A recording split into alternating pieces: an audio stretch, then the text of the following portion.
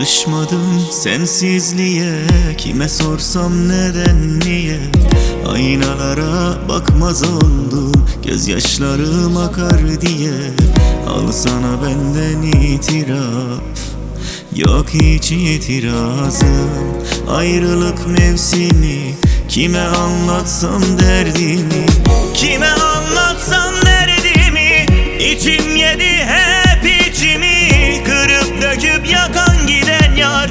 Bir daha yaksan ne yazar? Yaksın ruhumu benden, bir ses kaldı hatıra. Koyduğun aşkın defterine son nokta, son satıra. Kime anlatsam derdimi?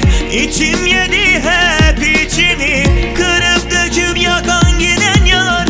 Bir daha yaksan ne yazar? Yaksın ruhumu benden, bir ses kaldı hatıra.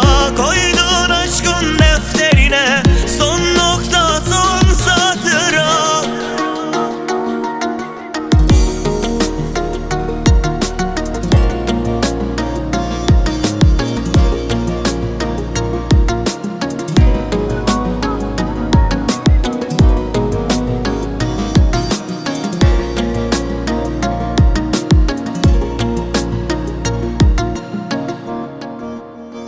Alışmadım sensizliğe, kime sorsam neden niye?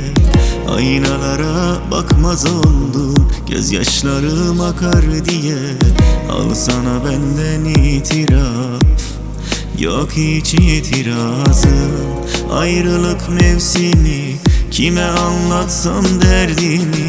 Kime anlatsam derdimi? İçim yedi hep içimi, kırıp döküp yakan giden yar. Bir daha yaksan ne yazar? Yaksın ruhumu